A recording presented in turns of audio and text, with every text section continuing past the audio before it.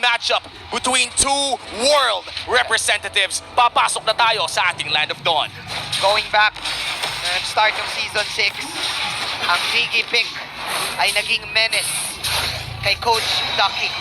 Now na Hall of Legends na siya, ito ang pinakita ng Blacklist International na first pick para sa game number 1. At nakakatakot din kasi ito yung black box na tinatawag natin for this squad. Oo, sinabi rin natin yung black box ngayon ay parang nag-think outside the box na ang Blacklist International for AP Bren. Ganun din ang kailangan nilang gawin considering na gusto na dito na mabilis na plays. So, meron mga naka-wilderness dito na emblem and even for Blacklist International. So, ito yung mga moments kung saan game 1 pa lang doon sa pwedeng game 7. Expect natin na para magkakapaan lang muna kung paano muna yung initial rotation para dito sa dalawang koponan. Tsaka ramdam na ramdam talaga natin no, na pinag-isipan yung draft in the 12 hours na nag-abang tayo for this Grand Finals ay handang-handa ang dalawang koponan natin. Nakakatuwang isipin na sila ang magiging world title defense for the upcoming M5 World Champions. Sa ngayon, tahimik pa rin ang ating laro. Naghahanap ng pwesto dito si Sensui. It looks like AP Bren really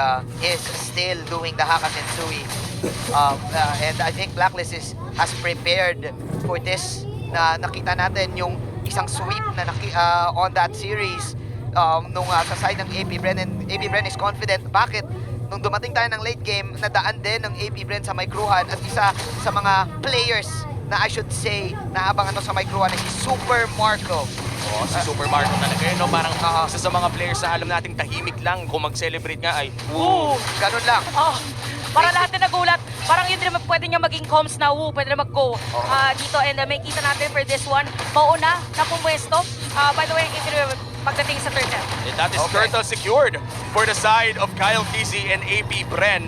Pinakaunang pagong mapupunta sa mga bees. Sobrang saya ng AP Bren dito. Ito yung tempo na gusto talaga nila laro. Take that objective control and then we reset.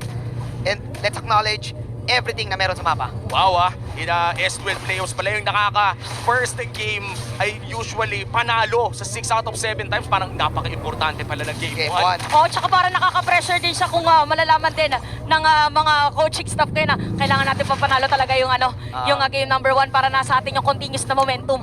Personally, para sa akin ang best of 7 game 1, titimplahin mo muna, parang kape yan iti-testing mo muna kung ilang kung matamis, yan. Kung matamis. Tapos game 2 yung momentum. But then again, stats-wise, laking bagay din talaga ng ng unang sindak. Yung pakiramdam kasi na nakaisa ka na, bakit hindi ka pa makakapangalawa? Oheb, mga lati ang kanyang buhay with that torn apart memory. Talagang kailangan ng bantayan si Super Marco dito kasi pasakit na ng pasakit mga bomba ni Biggie. Suwi ngayon ay mukhang hahanapin lamang si Pew. Kailangan talaga merong sumunod doon sa mga itlog yung mga pabomba kasi mabibilitan na umuwi ng late si Super Marco if ever. So interesting enough, 3 minutes na tayo para sa game natin. Halos pantay pagdating dito sa laning pero napakalaking factor nung almost 300 na lead para dito kay Oheb. Kasi yung kit or yung initial mo na item para sa marksman magkaiba. Okay, mukhang magkakaroon ng pokes dito sa may banda bottom side na mukhang sasama si Oheb. Nothing's gonna happen. It's a good thing na mataas ang range ng isang Brody. So kahit pa paano, pwede siyang mag-first kill kahit na may mga bomba na lumalabas. Napaka-careful ng ating mga teams, no, na nakikita natin na talagang iniisip nila ang bawat shot call. Big and bait coming in from AP Bren. Baka paglabanan pa nila to pero hindi ata nila itutuloy. Stealan lang ang nangyari. Naramdaman natin ng Blacklist pero hindi nila na-assume na talaga matatimingan dito yung Retribution. By the way, may kita natin Super Marco now has the Blade of Heptasis. Wow. So again, wala pa rin nagkakaroon ng first blood para sa game na to. It's really more about the objectives. So for this one, mauuna ulit na pumwesto ang AP Bren. Pero down ang retribution ng dalawang junkers na ibibigay ata ng Blacklist International. Another turtle for the Bees. Second turtle of the game para sa AP Bren. Sinasabi natin kanina for Blacklist International pagdating sa mga objectives, pag hindi sila mag-go, kukuha sila taagaw sa ibang lane. So nakita natin na 3 players ang nandun sa may bottom lane. Nakakuha ng outer third energy shield. Dito si Oheb, kaya naman 2.9k na ang kanyang gold. So yung mga 300 parang hindi siya ganoon kalaki pero pag marksman talaga malaking factor siya. Yung 320 na yon, crit chance na. Yes. Minsan yung 8% na kumagat, yung pa yung magpapapanalo sa'yo. I think ito yung minimension natin kasi na yung Blacklist, even though the teams sa kalaban nila ay nakakuha ng mga turtle, compose sila. Kaya ganito lang din yung kalamangan eh. Hindi ganun kataas. But let's see, can Bren utilize this? Alright? Susubok, sina Kyle pumasok. Pero, nako, napakaganda time journey coming up from Renny J. Ang itlog ay iniligtas halos lahat. Pero hindi pala. Dahil may first blood to may life seal meron si Kyle PZ. Pasok si View with a Ghost Burster's Flicker. Wala na magiging casualty. That's a jungler for a jungler. Napakagandang Netherrealm mula kay Few. O, nagka-counteran actually nga dalawang Netherrealm natin. So, ang magiging factor dito is kung sino yung may mas late na Netherrealm Oo. na magagamit doon sa my teamfight. Kasi more on burst dito for AP Brent. Oy, wait lang. Silip pa Edward. Final slash. Oh no! Set naman daw si Edward pero chill lang daw. As Edward, he knows his capability to escape. Pero ngayon may kita natin yung sinasabi nating layering of skills. At nakaisa si Super Marco. Itlog ang almusal ni Super Marco dito sa bottom side. And for that, gold day na pa natin sabihin at Super Marco yung naging edge kayo ni Oheb sa kanya ay unti-unti niya rin na mahabol dahil meron pa siyang assist at that bottom lane. So 500 ang kanyang ang lamang dito ni Oheb, meron siyang astos. Sinasabing crit chance, dalawa na. So that is 8% crit chance. Tapos nag-build na rin ng boots si Kuya Oheb dito. Ang laking bagay talaga niyan. And for the Iritel, yung power spike niya around the mid-game mark of the game ay talagang napakalaki. Kapag natamaan ka ng heavy crossbow na may passive path, nag-crit yun, kalahati ng buhay mo ay wala na. Pero 2v1, dito sa may bandang itaas. Susubukan niyang i-prop yun dito sa bottom side but I think this is just focus. As of Flap DZ will just defend. Going back to what you guys are saying, yes, I think aware ang AP Bren with that type of situation na merong crit. That's why I think right now, if you are part of the Bees, you need to, it's go time. You utilize your mid-game, kahit pa paano may lamang ka, at kailangan nilang pumersa ngayon. O yung parsa rin is from the Earth Chatter kaya bigla ang onward para dito kay Owen if ever na meron makakasalubong as long as kasama niya rin si Few para yung haltak naman ng kanyang Shadow Stampede ay pwedeng gamitin. Tignan mo ang ginagawa ni Flap TCO. Sinasalo lahat ng mga bomba para sa kanyang mga kapatid. At yan talaga, kapag may kalabang kandigi, mas lalo na kung magaling, ay usually meron kang isang taga-clean up duty. Kumbaga yung tagalinis ng bomba. Tagalinis ng mga bumps funny, no? Para... Ikaw yung cleaner sa classroom. Cleaners. Yan talaga yan eh, ganun talaga eh. At nasa kamay pa ng walang iba kundi ni Renny J. Kaya ang daming jabomb bits na lumalabas sa map. Cross map muna. Actually, yung ginagawa ng dalawa. So, parang ipipilit din dito sa may bottom lane. Same goes with the Blacklist International doon sa may top lane. At ibibigay na lang din ng mga XP laners.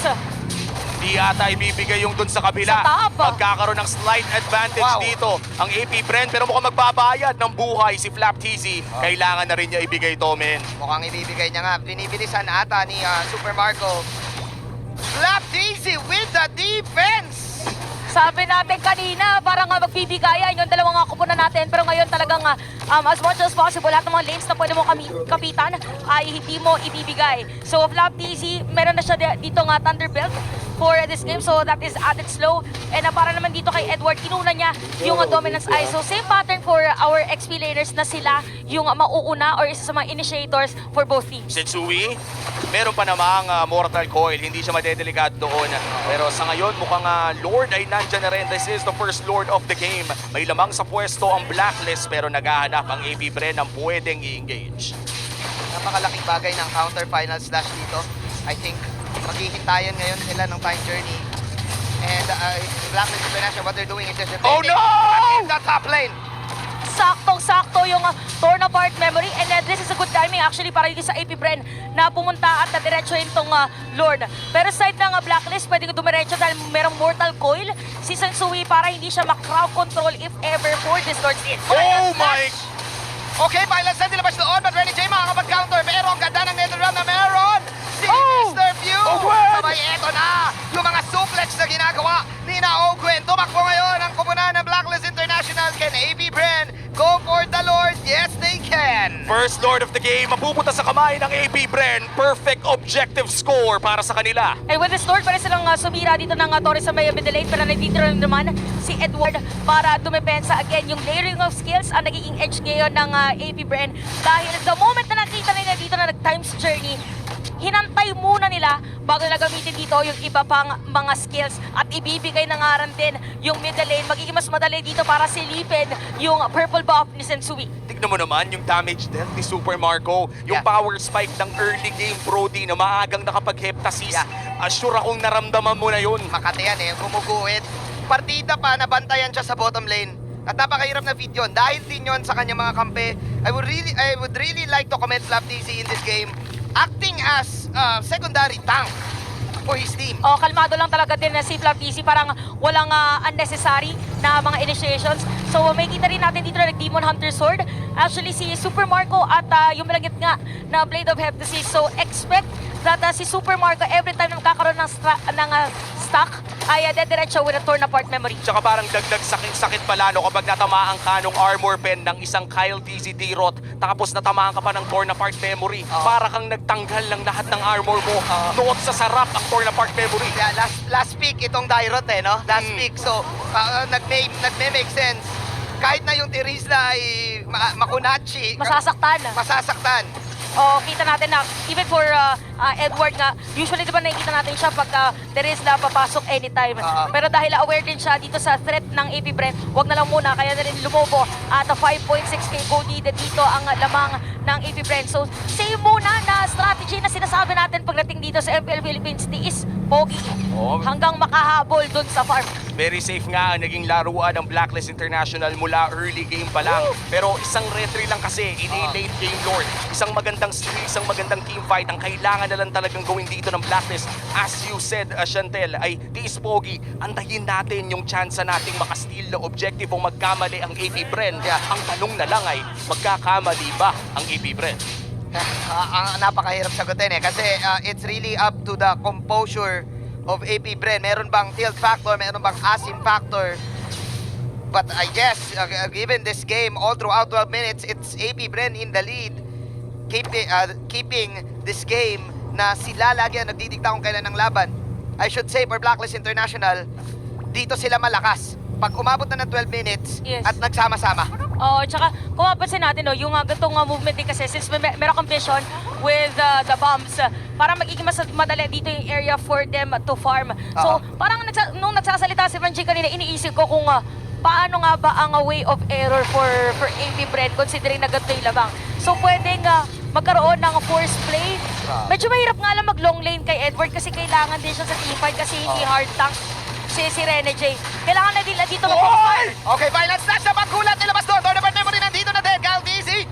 Fake lang muna ang bawat kupunan na to. 15k on the Lord. Blacklist International, they will back off and they will disengage. Ibibigay nila itong Lord na libre sa AP Brand. Luminous Lord secured para sa AP Bren. Lahat ng objectives, lahat ng tore, tuloy-tuloy ang objective takes para sa AP Bren. Grabe din yung disiplina dito ng AP Brent kasi hindi din nila pinilit. So parang sinuwag lang nila dito yung mag-a-attempt from Blacklist International. At isang item na lang dito ang inaantay ni Super Marco para mabuo. Actually, kakabuo niya lang bago pa natin makompleto ang ating sentence. So meron na rin si Halbert. So imagine, sabi natin, meron ka ng armor pen with this Tiroth. Tapos pagpatong-patong pa yung mga skills, medyo mahirap for Blacklist na dumepensa. Ang ganda din ang wave control nila. That's one inhibitor turned down. Mid lane naman ata ang kanilang gusto. Babagsak na rin ang mid lane. Top lane ang huling punteriya para sa AP Bren. Pero mukhang teamfight ata ang kanilang hinahanap. They will try to go for the push. Pero kung ikaw ang AP Bren, siguro ang call mo, okay na yon kasi nakuha mo yung mid, nakuha mo rin yung bottom side. Unang Lord pa lang ba? Pangalawa na, Pangalawa na pala. Luminous na yun eh. Lagi kasi sa AP Bren na pupunta eh. Pangalawang Lord na tapos 5 kills pa lang para sa game natin. Sabi pa naman din naman Chin kanina, gusto mo bakbakan agad. Wala. Pero ito, objective taking muna. Hoy! Yun ay tunay na bakbakan. Nag-start journey na din. Pero mas maganda pa rin yung violent slash. Pero nagkalabasan na rin ng Nether Realm. Nandun pa rin Super Marco na pumabanat sa manang Kenty. At pumabanat ng mga kuryente. Medyo makati na at masakit na ang Super Micro ni Super Marco. 5-2 is the score. Merong minion wave sa taas and this is a 3v4 scenario. Endable na ba ang call ng AP Bren dito to take game number 1? May inaantay silang wave sa mid at bot lane. They will try their best para i-end ngayon. Walang Netherrealm. Yun yung roar na ginawa ni Oheb. Isa lang ang minions. Wagon pa yun. Babanat na lang. Dito si Kyle at si Marco kay Renny J. Naging itlog na si Renny J. Trying his best. Pero mukhang hindi na ata. Kakayanin hindi na nga. AP Bren owning game number 1. And this winning moment is brought to you by